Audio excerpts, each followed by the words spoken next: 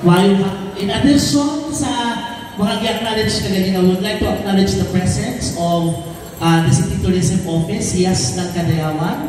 Dahil kayong salamat sa pag-ating kalungapuna. Hindi na natin ngayon, kaya medyo sa giingon kaganina ang tuwog o tinguha sa panagtapok na ito karong adlaw kay paghiban mo, pagpakabana, aron makabaluta kung sa kanya kamatuuran o garong naabot matatili, ano naabot pa na itong mayor dito sa Nainasun, unsa ang mga sirkumstansya na nagpanimot ini. Kalungapuna, una na itong makahinabi kay currently the legal counsel of President Rodrigo Roa Duterte and the former chairperson of LTFRB. Palakpakan nato Attorney Martin Delca III.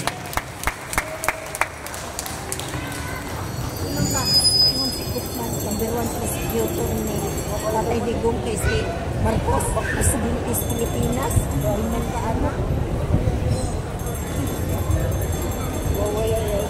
Mula layo-layo, hindi mo gituyukan, attorney, no? Hindi na yun. Dito sa ato mga attorney. Kita lang mo yung haan yung mag-diskutanan. Sige. Matias, yes. Attorney, malang hapon. Palapakan lang po, Attorney Delca, currently the legal counsel of PRRD and former chairman of LTFRB. Mayong hapon, attorney? Mayong hapon, mayong gabi sa tanan. Dili lang kaning nakaroon na rin kapaminaw sa ato ang programa, kundi sa, I understand, we're also live online, so mayong gabi po sa kapaminaw o katanaw live karong hapunan. Sige. We'll go directly sa unang kapangutana, attorney. Meron ko na nakita mo ni PRRD. Niya, kumusta man siya dito? The last time yung nakita ni Mayor Rudy, Tatay Digong sa atong tanan, dito sa Villamor Air Base, March 11, 2025. Tagaanta mo gamay konteksto. Happy kami wag makita. Kay pag-abot sa aeroplano dito sa NAIA Terminal 3, naulahi lang kong gamay, pero I insisted kay na may harang dito sa entrance to go inside further. Kay nangita ang akong kliyente, si Mayor Rudy. Gitugtan mapud ko nga musulod. Uban tong si Attorney Bobet Torion, usapod ka abogado. Pero pag-abot mo dito sa Tumoy, naana din dito si Attorney Vic Rodriguez, Senator Bongo, Philip Salvador, si Secretary Bebot Belio, hasta ang tulong ka doktor ni Mayor Rudy. Wala sila pasudla. Hantod ragin sila dito sa Tumoy. And then we insisted that we would like to see our client, and I also insisted on behalf of the 3 doctors of Mayor Rudy to get into the plane para ma-medically or ma-clinically examine siya. Pero ang among tanang hangyo, wala tugta. So nahitabo, ganay kasika sa gawas sa airport kung asami, dito na lang namon ay mauan nga dala na siya dito, isakay na siya dito sa police bus. And then we asked where he was supposed to be brought. And then we were told, i-adto siya sa Villamor Air Base. So katong pag-adto na mo, i-apas na mo sa Villamor Air Base. Nakasunod ang tulong ka doktor, kay abtik man tong tulong ka doktor ni Mayor Rudy. Abtik po itong akong gisakyan na sakyanan, nakasunod po me. Apan na-aday sila plano na supposed to be ang ila lang ipasunod dito sa Villamor, ang katong grupo nila Mayor Rudy nga gikan sa Hong Kong. Wala na ilain. Apan, nakasunod lang gihapon me. Pero sila Senator Bongo, sila Attorney Bobet Torion, si Attorney Vic Rodriguez, ug uban pa, wala nakasunod. Kay wag din sila pasudla. Mao dito ang plano. So that was the last time I saw him. We stayed with him until the very end nga nilupad ang eroplano pagka alas 11, hapit na alas 11 sa gabi. Kapag pag-insist ninyo, attorney, to enter na musulod, what was the reason na ihatag sa inyo hangan ng makapasudla? Were you given reasons why you are not allowed to see the former president? Wala may kagaing rason nga nang dili may pasudlon dito pa lang sa Terminal 3. Nakalusot kami dito sa Villamor, pero wala po tagayong rason ang katong nahabilin sa gawas. Katong mga sila Senator Bongo, sila Vic Rodriguez, nga nawa po sila pasudla, even if they insisted to get in. You just imagine, a sitting Senator of the Republic of the Philippines, si Senator Bongo, bisan kung saan niyang apila sa police authorities, wala siya pasudla sa Villamor Air Base. And later to that day, niabot si VP Sara, a sitting Vice President of the Republic of the Philippines, bisan pa kung iyang apila, wala gyapon siya tugta. Mangutana mo, ang akong tubag, moto ang iyong tema itong niaging Domingo. Ambot nga no. Sige, nagsulit ang ating the arrest of former President Duterte, ni Tatay Digong. Was legal ba ang pag-arrest mo kay former President Rodrigo Duterte? Ako nang itubag sa ingani nga pamaagi. Kaya paano naman ta nga ipalupad siya sa Hague? Kamo nga gabiyahe gawas sa nasod, kinahanglan mo og duha ka butang, passport o visa. Okay? Passport o visa. Ang tuwa dito, sa akong naibawan na ha, sa'yo man siguro ko, pero sa akong naibawan ko, ang tuwa sa aeroplano, duha ka CIDG, usa ka envoy, kato si Marcos Lacanilaw, o upat kabuo, si E.S. Mildaldea, ang iyang nurse, kato iyang personal assistant si Romy, o si PRRD, si Tatay Digong.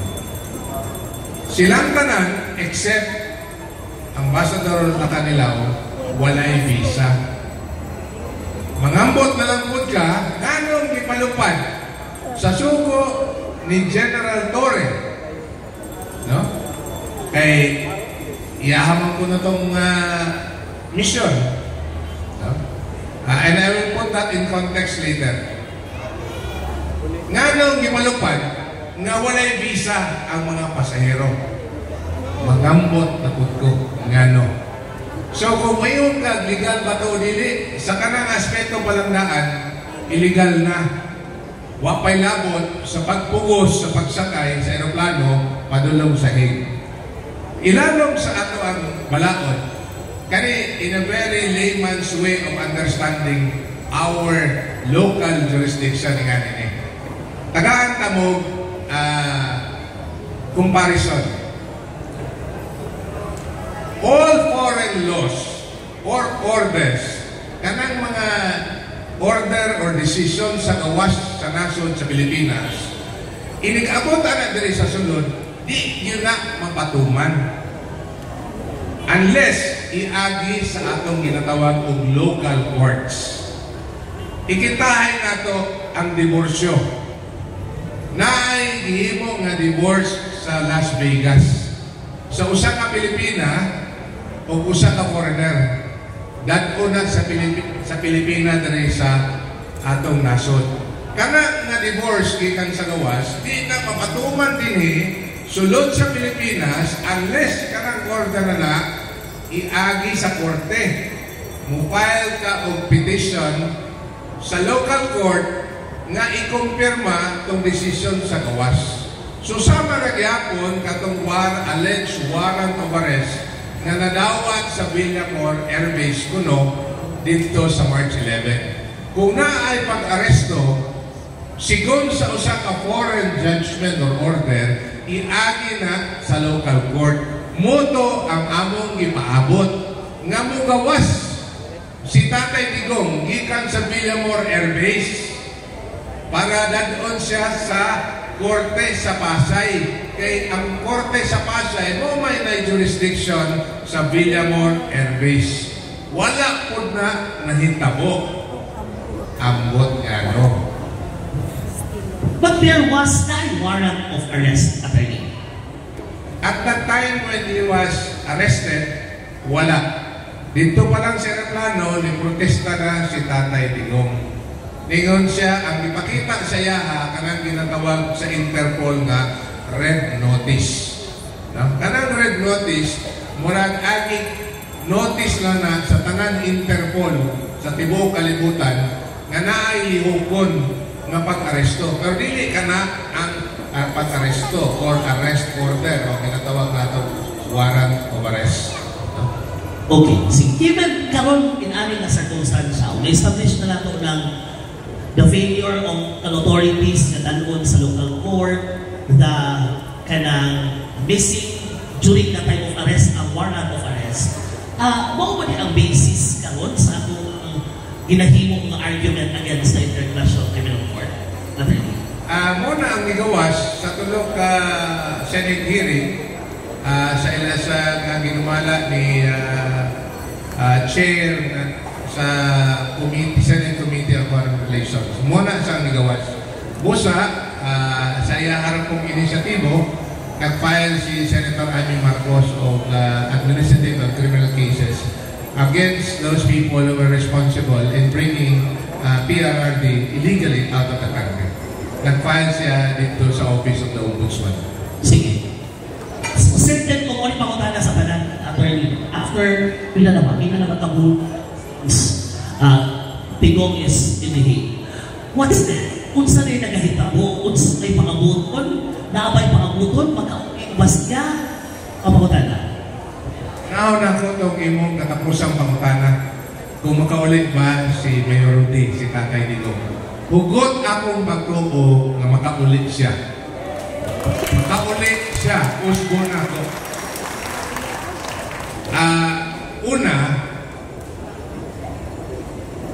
Unahon ako ang the recent event.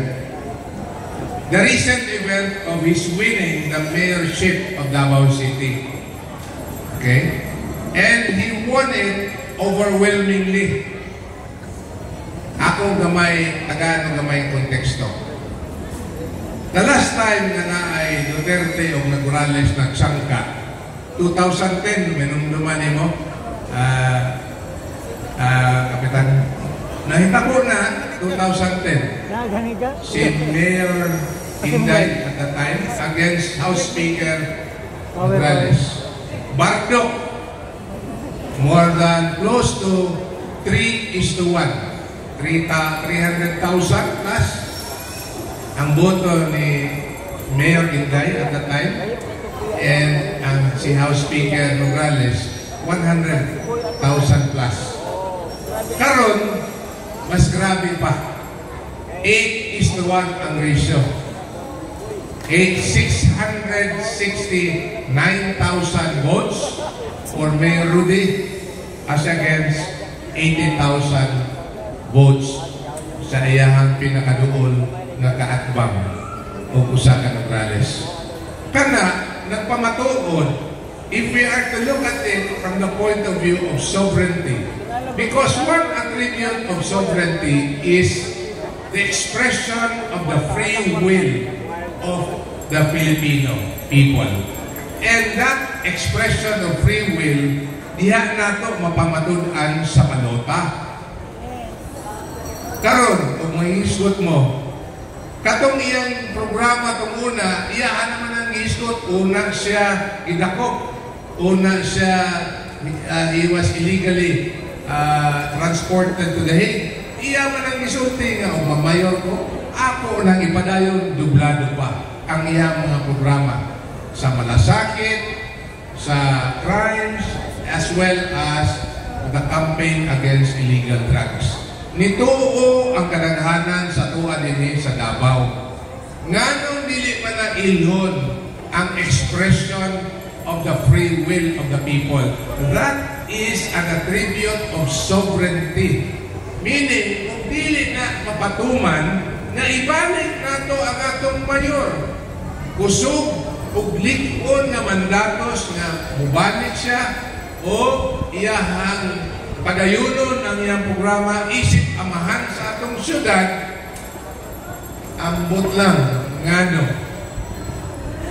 Do you think, Attorney, kini act of kini sovereign act of voting o kining pagdaog ni Tatay Digong isip mayor sa syudad sa Davao, do you think this is enough to pressure the International Criminal Court or maulimod siya din sa Davao? Actually, mag-iskod kang pressure, duha ka butang ang akong gustong iklaro. Ang proceedings ito sa Hague, judicial. Kanya, gi-iskod na ni Tatay Digong, respetuon na to ang proseso ng judicial or legal dito sa Korte sa Hague. Mo po na ang gisulti sa iyahang abogado, si Attorney Hoffman. Respetuon na to ang proceeding dito sa Korte sa Hague. Apan, nadoong na ako ang interview ni Attorney Hoffman the other day nga ang pagdaog ni Mayor Rudy isip mayor sa Davao was a protest vote. Dili lang to pag-auhag sa mga tao na gusto pa nato o pag-ila na gusto pa nato si Mayor Rudy mahimong mayor o mudumala sa atong syudad, kundi atong ipaila nga wala ta ni angay sa gibuhat nila sa yaha nga pagdala dito sa Hague. So in a way, that may be a way of expressing our protest. That may be considered a pressure. But I would like to caution you all that there is a legal or judicial proceeding that is going on. O siya na mismo nag-hiskot, si Mayor Rudy, atong respetuon ang maong kaso nga nana sa The Hague. Ang akong my 2 cents worth as a lawyer and having closely monitored the proceeding, dako og tsansa nga dili lang siya makauli, kundi modaog ka sa kaso nga giatubang ni Mayor Rudy. Do you think, Attorney, it will happen this year? Kalutoy ka? Akana ginoon ang akong paglaom nga may tabo as early as possible. Kay walo man mo nung gikan ko sa Hague. Niya gipangutana na po ko din kano sa daw bumabalik. Ako na lang itubag ko imong pangutana. Ang ako yung gusto may tabo, ako na lang siya gulaton din kaysa mo ato ko dito balik. So mo na ito gusto may tabo, gulaton na lang nato siya din nga makauli. Kung mo dumana siya sa City Hall, isip atong mayor sa Davao. We are really looking forward to that, Attorney. Mientras kapaabot ka sa iyahang pagbalik sa Davao, kung sa tanaw nimo ang angay buhaton, do we continue calling on to the International Court, Criminal Court? Do we continue this protest? Do we continue this program? Are these having an effect? Epektibo ba din ang kinabuhat na ito? Kung sa tanaw nimo, Attorney? Tulo ka butang na hinahunaan labi na sa mga ipang-sulti ng pulong ni Kapitan Calvo sa Tibungko. Ayaw doon kaya sa Muambit. Nabigay na ako o parinti sila ni Inday Sara. Bantay mo siya kitsura na ganina. Pangutama ko sa kung katupad ko ganina kung parinti ba sila ni Inday Sara kaya ang hulak buhay maog yun. Sa tubag sa pangutana, una, I'd like to give my own opinion on your program, Green Rice. Dungagan lang ako itong ipanulti nila kanina, labi na si Jocelyn Topic, no? As to why gimugna ni o inyong ipadayon. Kaya pala mo ang simbolismo sa green, dili lang ang color ni VP Sara. Pero kung dili ang green is the symbol of the environment, the symbol of Mother Earth. Kunya dili ginamulambok ang Mother Earth, no? O dili nato kinaiyahan dili nato maprotektaan, mapalambok, kung dili nato itanom ang liso sa atong pagtuo o sa atong kusog nga pagduso sa atong mga pagtuo, governance as well as principally for Tatay Digong, for Mayor Rudy to come home.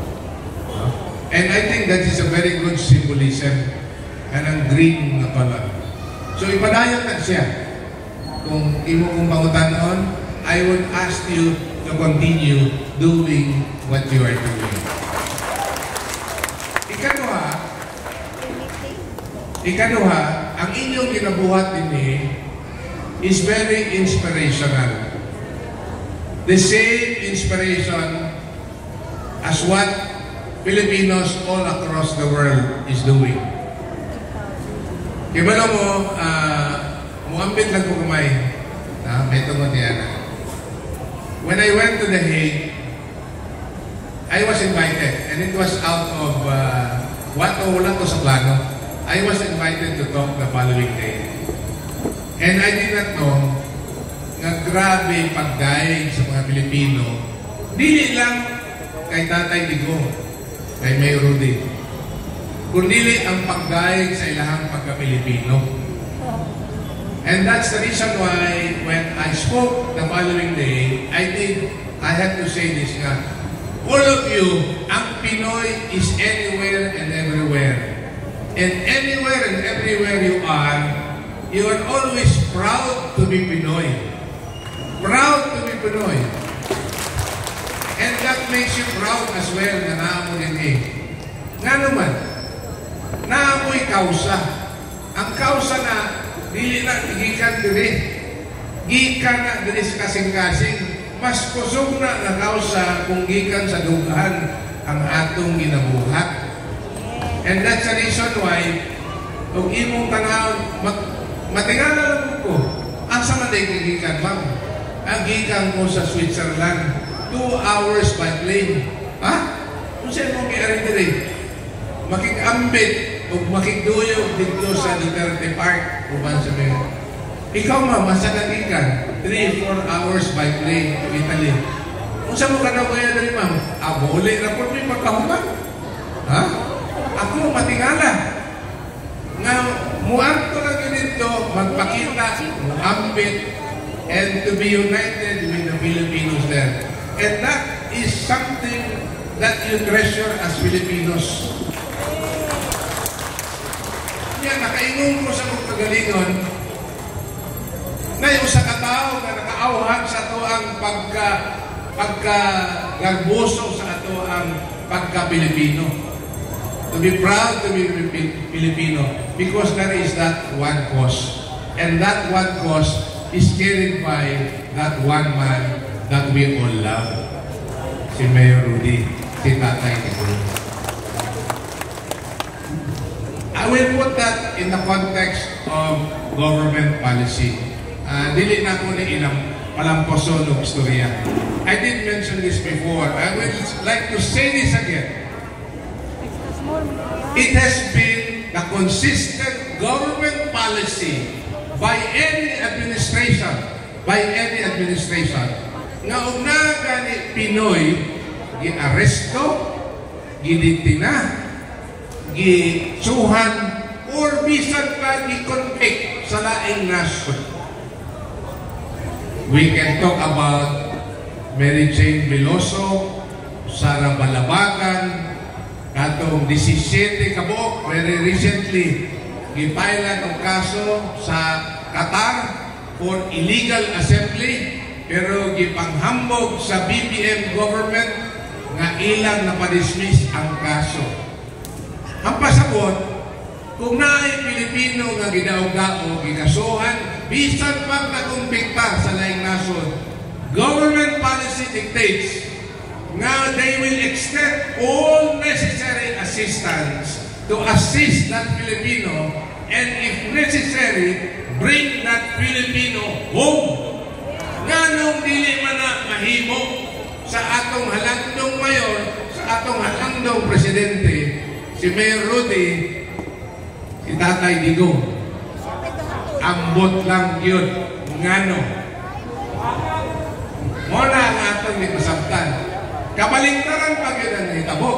Imbis na ugnay ginaog-daog na Pinoy sa gawas, atong naton sa Pilipinas, nabaliktad pa hinoon ang hitabo. Kaya po mo pili edad ni Mayor Rudy, ni tatay? 80 anyos. Tanggalo na lang nato iyang pagkamayor. Tanggalo na lang nato ang iyang pagkapresidente. Kita mga Pinoy, lalong kayo atong kultura. It's innate in our being Filipino, sa atong kultura. Nga murespeto ta og dako, murespeto ta og lalong sa atong mga katigulangan. Ambot lang nga nung nato girespeto, gibastos pa nato ang 80 anyos na Pilipino. Muna nga akong ikatubag. Balikon lang yun ako yung tema last week. Ambot lang. We hope na fast pagkakigayon pag nakagisgutan, but includes, Attorney, your message to the Davaoenos. Hindi ko nalitanan sa mga makita mong karon. Kasi mensahe mo para sa mga Davaoenos, especially to the Davaoeno youth. When I was invited to come here, and then this is supposed to be sponsored by the Kabataan, naglibog ko sa akong isulti para ninyo. Niagi mangkuanan na edad, no? Sa inyong mga kabataan. But it's something that probably I can relate, no? Kung kay niagi man tanin ako. And I'd like to share this. Two things. One, believe in yourself. Believe in yourself that you can make a difference. Ayaw yun, no naan, nagaytungod batankon mo, estudyante pa mo, o bago lang mo nag-graduar, na wala pa mo yung mahimo. Believe in yourself, nga naang yun mo yung mahimo. Ibalik-balik na ni Mayor Rudy, ni Tatay Digong, nga ang future sa atong nasod naa sa inyo. Usana sa mga rason nga nung naa sa dito, kaya giprotektahan mo batok sa salot sa illegal drugs. So, I hope that you will be able to do what is good, to do what is necessary, and to believe in yourself. Ikatuha, I also would like to cite in relation to that having to believe in yourself. You can make a difference if you believe in yourself. You really can make a difference. Kaya mo ano? Almost 50% of ang niboto, kusog ang lanog sa tingog sa katawhan. Halos katungat dito sa niboto, kamo mga kabataan. Busa, you can really make a difference if you believe. Padayon lang yun sa inyong pagtuo. Kung padayon lang, nga kung sa inyong buhaton, sa sakto, lisod yun kayo nga mutuman ta sa mga sayok, kung mabudol ta sa mga gipanghimo sa atong mga katigulangan dito sa kauluhan. Padayon lang sa maayong buhat. Salamat kay sulat palakpakan nato. Attorney Martin Dela. Attorney, daghan kayong salamat. That ends our pagiging-ginamit. Daghan kayong salamat. We have an intervention number. Kenneth? Makibaka! Huwag patakot!